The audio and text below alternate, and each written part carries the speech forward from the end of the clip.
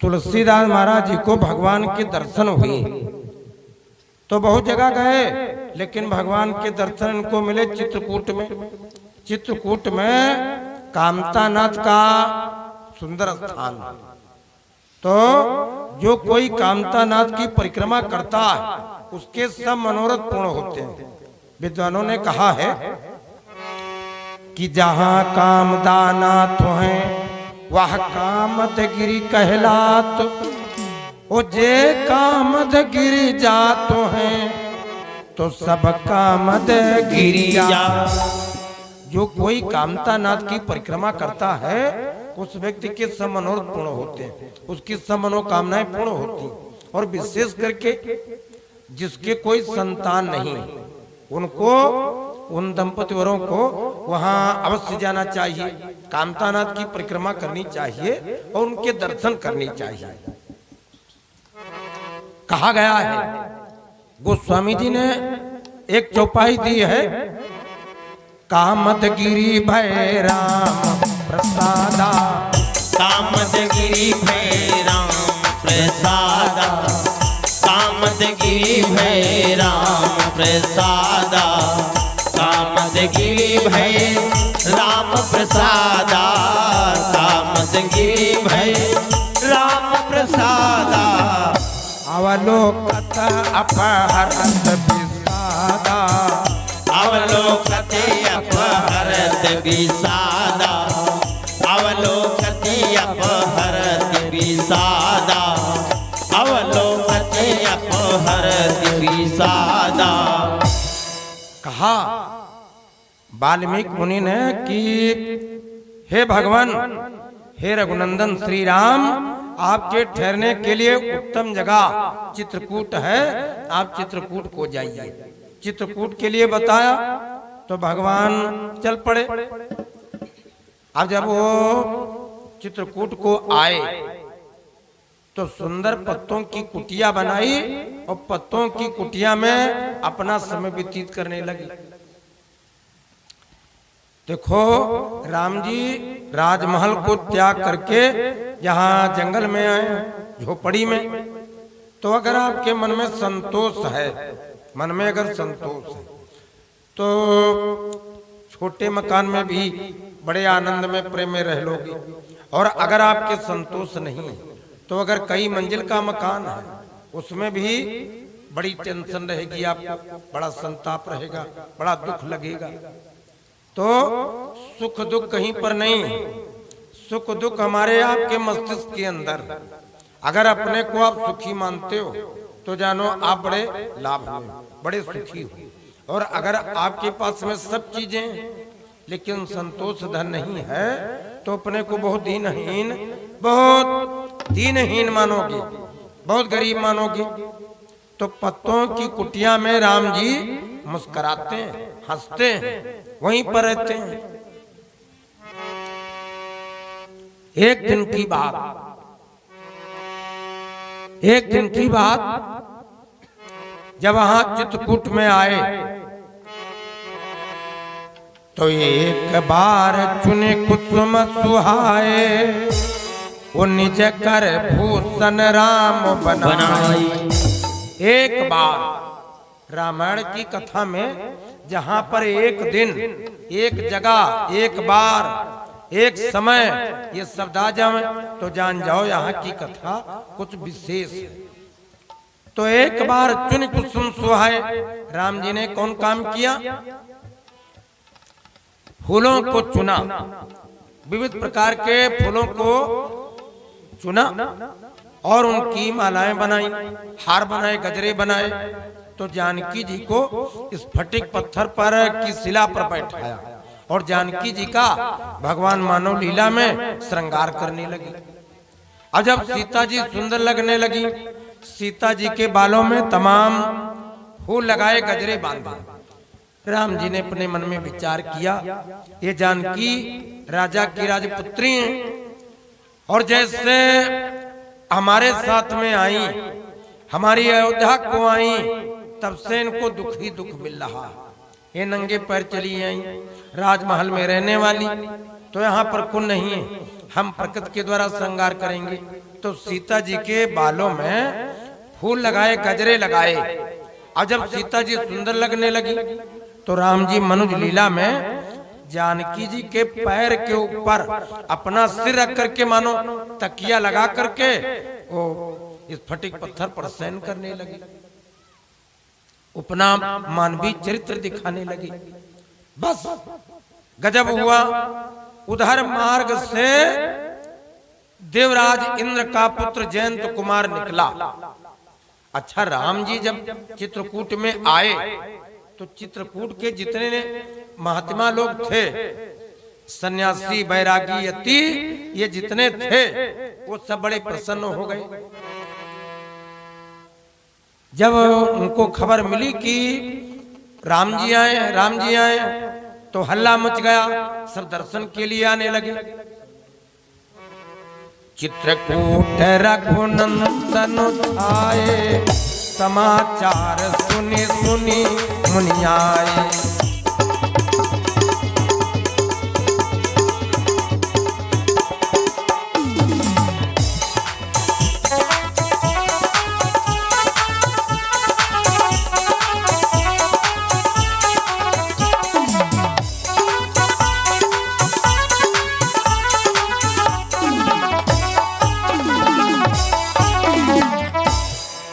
समाचार सुनी सुनी मुनियाई।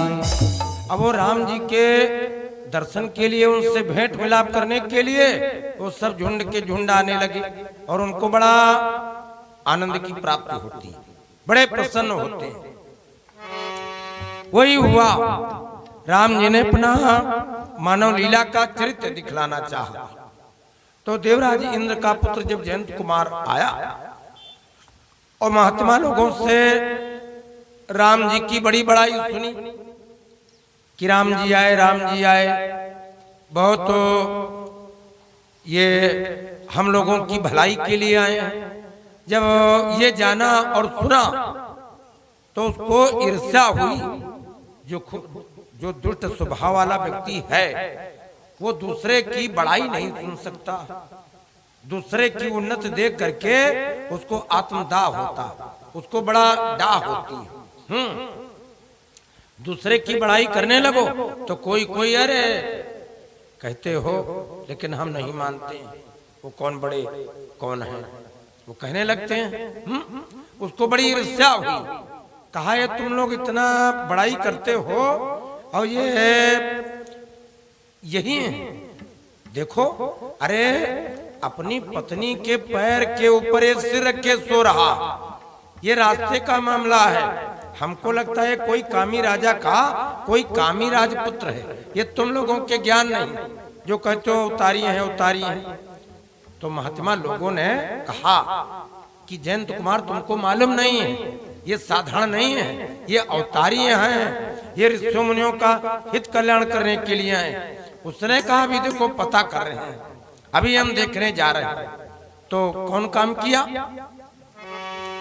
सुरपति सुतधारी बाय सुभेखा, उसठ चाहती रघुपति बल देखा। बाय सुभेखा, सठ चाहत रघुपति बल देखा। उसने अपना रूप कौए का बनाया और भगवान के पास, जानकी मैया के पास में गया। गोस्वामी जी लिखते हैं कि सीता चरण चो जाति भागा,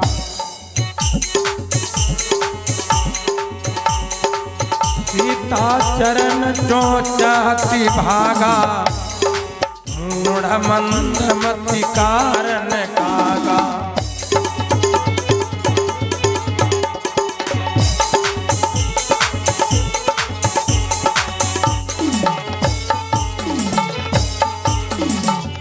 मूढ़ मंद मति कारण कागा।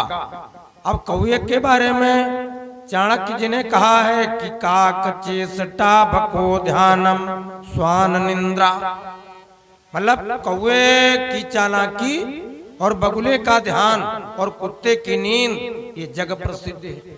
बगुला ध्यान का बड़ा पक्का और कुत्ता जल्दी सो लेता है, जल्दी ही जाग जाता है, और कौआ चालाक बहुत है। कौवा इतना चालाक है कि गाय की जो नांद है जिसमें गाय चारा खाती, उसमें अगर जूठन डालो, उसमें भोजन डालो, तो कौवा नीचे नांद की तली में उतरता और एक चोंच में चावल दाब करके फिर मुंडेर पर बैठता, दाहिने बाएं को देखता कि कोई खतरा तो नहीं। हाँ, तोता को पकड़ लोगे, बुलबुल पकड़ लोगे, तीतर बटेर पकड़ लोगे, लेकिन कौवा पकड़ में नहीं आता।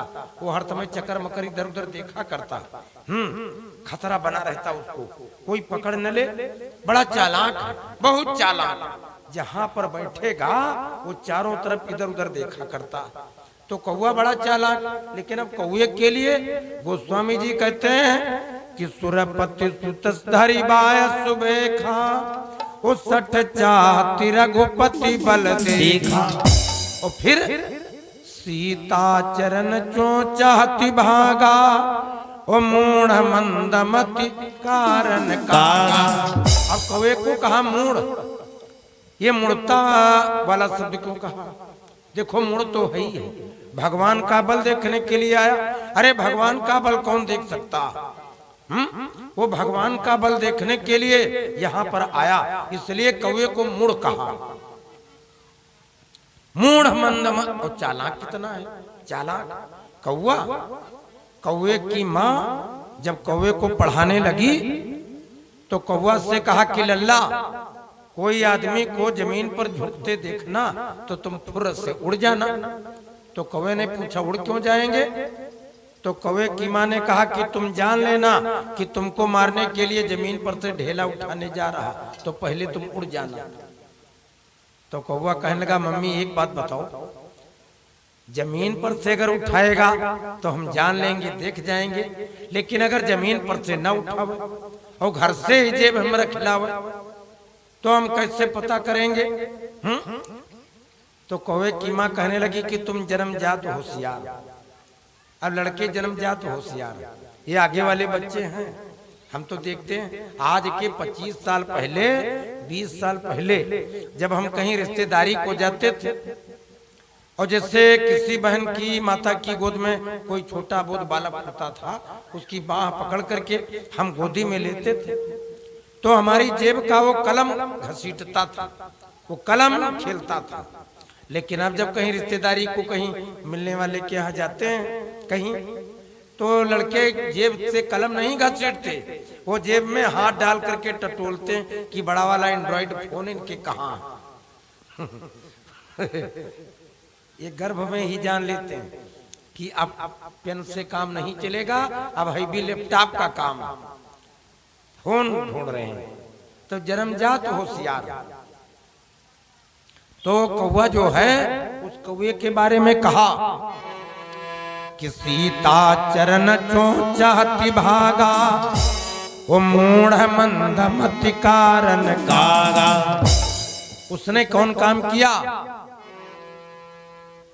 सीता चरण चो चाहती भागा, सीता जी के ऊपर वो चोंच मारी। अब देखिए इसके बाद की अर्धाली का भाव क्या है? चला रुधिर रघुनायक को जाना, चला रुधिर रघुनायक जाना, चला रुधिर रघुनायक जाना, चला रुधिर रघुनायक जाना, चला रुधिर रघुनायक जाना। सायक सीख धन सुसंधाना, सायक सीख धनुष संधाना, सायक सीख धनुष संधाना। चला रुधिर रघुनायक जाना। अब एक बात यहाँ पर शंका पैदा होती, वो क्या है कि सीता जी के पैर के ऊपर राम जी ने अपना सिर रख करके शयन किया और सीता चरण चोंच चाहती भागा। तो अगर कौवा चोंच मारता जानकी जी के पैर में, तो पैर में चोंच कहाँ लगती? पैर के ऊपर राम जी का सिर है तो चोंच सिर में लगती। और फिर दूसरी बात, दूसरी शंका और पैदा होती कि चला रुधिर रघुनायक जाना। अगर खून बहता, मान लीजिए किसी किनारे से मार दी चोंच, तो खून बहता तो तरल पदार्थ नीचे को बहता, वो नीचे बह जाता। जानकी जी ने मुझसे तो कहा नहीं कि ये दुष्ट कौवे ने हमारी चोंच मारी, तो रघुनायक जाना। ये रघुनाथ जी जाने कैसे? तो चला रुधिर रघुनायक जाना, और सीता चरण चोंच हाथी भागा। इसके दो भाव। पहला भाव क्या है कि सीता चरण, पहला अर्थ ये है कि सीता जी के ऊपर कौवे ने चरण और चोंच दोनों मारे। सीता चरण चोंच हाथी भागा। और दूसरा है सीता चरण चोंच हाथी भागा। सीता चरण का अगर संधि विच्छेद कर दो तो सी आचरण मतलब सीता जी के वक्षस्थल के ऊपर कौवे ने चोंच मारी। और ये तीसरा अर्थ है कि सीता चरण, सीता जी के चरण में कौवे ने चोंच मारी। तो तीन अर्थ निकलते हैं। अब बात क्या है, वास्तविकता क्या है कि कौवे ने सीता जी के वक्षस्थल पर चोंच मारी। अब जब ऊपर से खून नीचे को टपका और राम जी की गर्दन में लगा तो चला रुधिर रघुनायक जाना। राम जी के नेत्र खुले। जब देखा कौवे ने शरारत की तो पड़ोस में सरकंडा पड़ा था, कुसा। उस कुसा को लिया और धनमा की डोरी पर रखा, मंत्र पढ़ करके जैसे मारा। अरे गजब! आगे आगे कौआ पीछे बाण, आगे कौआ पीछे बाण। अब वो सन तेज रफ्तार में भाग खड़ा हुआ। अब वो उत्तर को जाता है तो बाण उत्तर को जाता है, जब वो दक्षिण को मुड़ता तो बाण भी दक्षिण को मुड़ जाता, जब वो पूरब को तो पूरब को। जिधर कौआ उधर बाण पीछे पीछे। तो पहले कहाँ गया? सबसे पहले उसने सोचा कि अब हमारी रक्षा कैसे हो। ब्रह्मलोक को गया। ब्रह्मलोक, ब्रह्मा जी के 4 सिर हैं तो 4 दूनी 8, 8 आंखों से देखने वाले। विचार किया कि हम चाहे जिस दिशा से जाएं, चाहे जिधर से जाएं, वो ब्रह्मा जी देख लेंगे। देखो, पहले व्यक्ति गलती करता है, इसके बाद में प्रधान जी को फोन करता है, विधायक जी को फोन करता, ब्लॉक प्रमुख को फोन करता कि थाने में फोन कर दो, कुटुंब से न हो। तो पहले गलती करता तो पहले अपराध किया। लेकिन अब जब भगवान ने दंड देने के लिए बाण छोड़ा तो सोचता अब क्या करें। ब्रह्मलोक को गया, लेकिन ब्रह्मा जी ने कोई कुशलता न पूछी। तो भगवान शिव जी के लोक को गया, लेकिन राखी को सकै राम कर द्रोही। भला भगवान के बैरी के प्राणों की रक्षा करने वाला कौन? भगवान शिव जी ने वार्ता नहीं की, भगवान शिव जी ने देखा नहीं। तो इंद्र लोक को गया, अपने पिता इंद्र जी से कहा, अरे पिताजी, वो देखो बाण अग्नि की ज्वाला में हमारे प्राणों को जलाने वाला, हमारी रक्षा करो। अरे पिताजी, हमारी रक्षा करो। इंद्र जी ने कहा कि सुनो, बैर विवाह व्यवहार ये 3 काम बराबरी में होते हैं, और तुमने बैर कहाँ कर लिया। अरे सुनो, यहाँ मत ठहरो, यहाँ कल्याण नहीं है, जाओ जाओ जाओ। अरे किसी पहाड़ की कंदरा में छिप जाओ, किसी गुफा में छिप जाओ। तो भागता जा रहा था, अपने प्राणों की रक्षा में वो भागता जा रहा था। रास्ते में कौन मिल गए? रास्ते में नारद देखा विकल जयंता। बहुत अच्छे।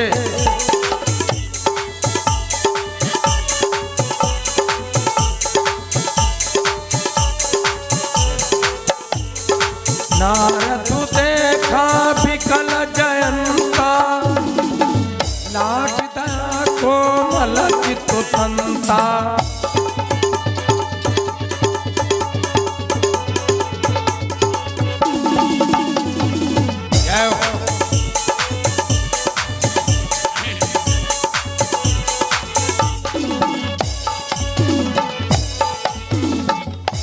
नारद देखा विकल जयंता, लागी दया कोमल चित्त संता। अब यहाँ पर संता शब्द आया। संता शब्द का अभिप्राय क्या है? देखो, रामायण की कथा में ये जो संता शब्द है ये साधारण नहीं है। हाँ, ये जहां जहां पर आया है वहां की वार्ता बड़ी विचित्र है। साध और है, संत और है, महंत और लोगों को कहा जाता है। और संता शब्द का मतलब क्या है? देखिए, साधु वो है जो दूसरे की भली बुरी बुरी बातों को बर्दाश्त कर ले, और उसमें परोपकार का गुण हो, दूसरे का हित करने का ख्याल विचार हो। वो कोई लाल पीले कपड़े पहन लेने से साधु नहीं बन जाता।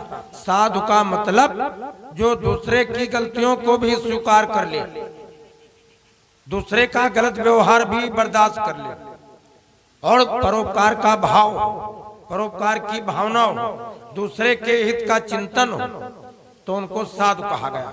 और संत किसको कहा गया? जब सब कामनाओं का, सब बुराइयों का और सब इच्छाओं का अंत हो जावे, तब संत कहा गया। महंत मनः हन्ते इति महन्ते, जिन्होंने अपने मन को मार दिया, अपने मन की कोई इच्छा न रखी, मन को मार दिया, मन का समन कर लिया, जो किसी कुटिया मठ के मालिक, उनको महंत कहा गया। और संता शब्द किसके लिए आया? जो भगवान को अपनी भक्ति के द्वारा पा चुके, और जो कोई उनके पास में गया तो भगवान के पास पहुंचने का मार्ग बता दिया, उनको संता कहा गया। जैसे तुलसीदास महाराज जी, वेदव्यास जी महाराज, वैशंपायन मुनि, सुखदेव महाराज जी, सूरदास जी, ये सब भगवान के दर्शन कर चुके। तो जो कोई अब ये भगवान के दर्शन कर चुके, और हमको तुमको भगवान की प्राप्ति हो, परमात्मा की प्राप्ति हो जाए, इसके लिए ये कथा भागवत पुराणे और शास्त्रों को दे दिया, तो इनको सबको संता कहा गया। देखिए, पहली जगह ये संता शब्द कहा आया रामायण की पूरी कथा में। जहां जहां संता शब्द आया है वो सब भगवान को पा चुके, और जो कोई उनके पास में गया तो भगवान के पास पहुंचने का मार्ग बता दिया। अब पहली जगह संता शब्द कहाँ आया?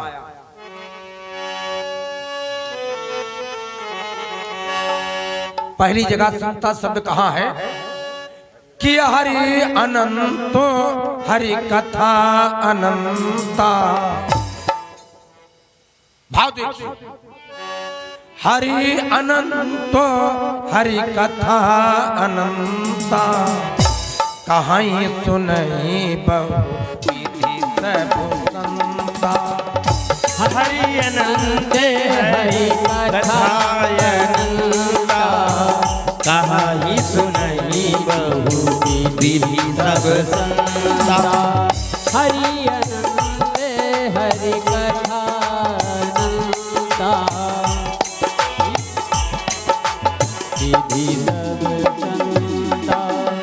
हरि अनंतो हरि कथा अनंता, कहाई सुनई बहु विधि सब संता।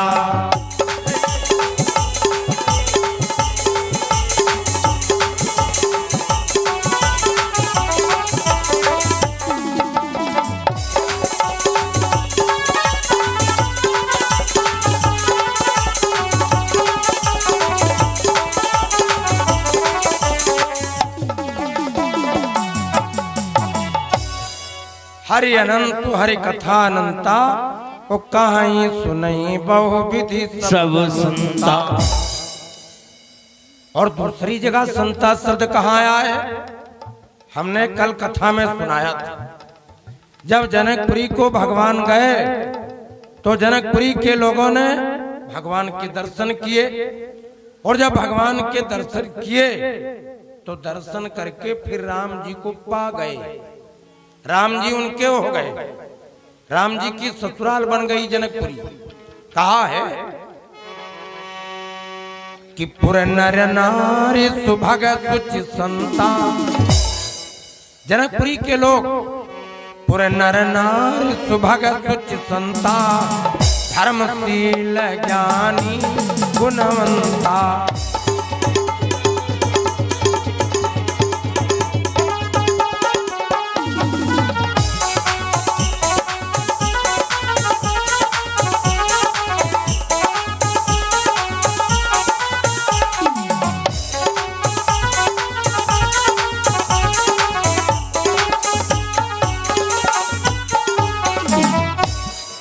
और तीसरी जगह संता शब्द कहाँ आया?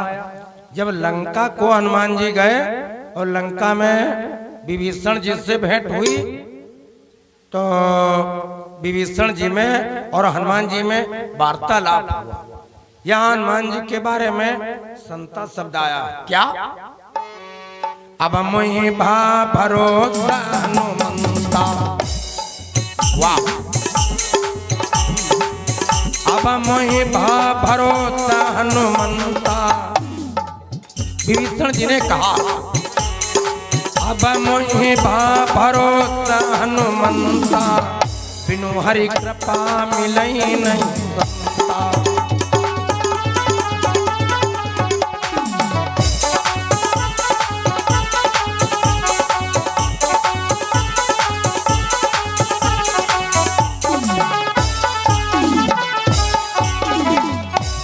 अब मोहि भा भरोसा हनुमंता, और बिनु हरि कृपा मिलई नहीं संता।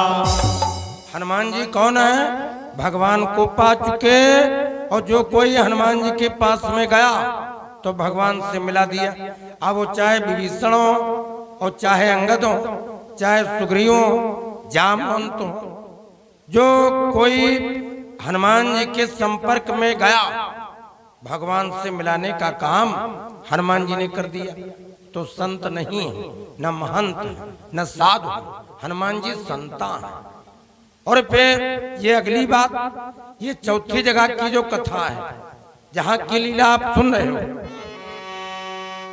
तो नारद देखा बिकल जयंता, वो लागी दया कोमल चित्त संता।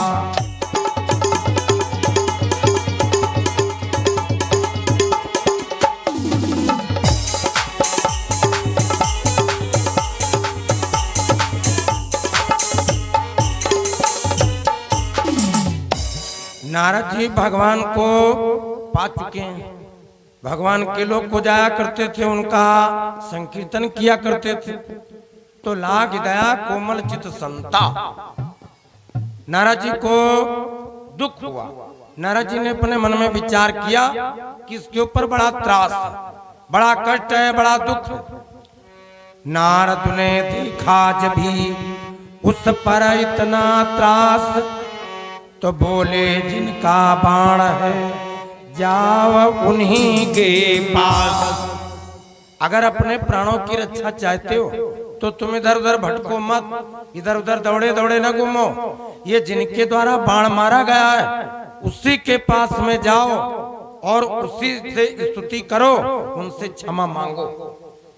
अच्छा, एक बात है, जब व्यक्ति गलती करता है तो जिस व्यक्ति का काम बिगाड़ता उससे फिर मिलेगा नहीं, और दुनिया की शोर सिफारिश लगाएगा, कोर्ट कचहरी को भी जाएगा, तमाम रुपया खर्च करता है। लेकिन जिस आदमी का काम बिगड़ा अगर उसी आदमी के पास जाए और हाथ जोड़ करके चरण पकड़ करके कहे कि भाई हमसे गलती हो गई, आप हमको क्षमा कर दो, तो हम ज्यादा नहीं कहते, लेकिन 75% ऐसे लोग मिलेंगे कि चलो कोई बात नहीं। गलती अगर हो जावे तो गलती को गलती मान लेने में गलती सुधर जाती है, लेकिन गलती बढ़ती कब है? जब गलती करके व्यक्ति गलती को मानता नहीं। गलती करके अगर गलती को मानता नहीं है तो अगली गलती पैदा हो जाती है। और अगर सवेरे का भूला शाम को वापस आ जावे तो भूला नहीं कहलाता। ये विचार कर लेना चाहिए। और फिर छोटा बनने में बड़ा अपना हित है, बड़ा कल्याण है। छोटे बनने में सब प्रकार की सुविधा है, सब प्रकार का लाभ। अब ये तराजू को आप लोग जानते हो, तराजू पर जब कोई रकम तौली जाती है तो जो पलड़ा नीचे झुकता है उसमें तुम जान लो कि कुछ ज्यादा है, रकम ज्यादा है। और जिसमें कुछ नहीं है, हल्का पलड़ा ऊपर उठा रहता है। तो झुकना जो है वो जिंदा की पहचान, और अकड़ करके ऐंठ करके सिर ऊपर करके चलना ये मुर्दे की पहचान होती है। जिसमें जान होती है वो झुकता है। आपने देखा होगा किसी व्यक्ति के प्राण निकल जाए तो उसका शरीर अकड़ जाता है, हाथ पैर उसके मुड़ते नहीं है, अंगूठा बांध देते हैं दोनों। और जब जिंदा होता है तो चाहे जिधर को हाथ पैर कर दो, क्योंकि इसमें जान है। तो अकड़ करके चलना है मुर्दे की पहचान, और झुक जाना ये जिंदा का लक्षण है। नारद जी ने समझाया कि देखो आपने उपद्रव किया है, आपने शरारत की है, आपसे गलती हुई है, तो इधर उधर दौड़े दौड़े न घूमो, हमारी बात मानो। जिनके द्वारा ये बाण मारा गया उन्हीं की शरण में तुम जाओ, तभी तुम्हारा सुपास से कल्याण है। तो नारद जी की बात मानी। नारद जी की बात मान करके कौआ वो जयंत कुमार जो था वो भगवान के पास में आया। तो भगवान ने जब उसकी आर्तवाणी सुनी तो सुनी कृपाल आ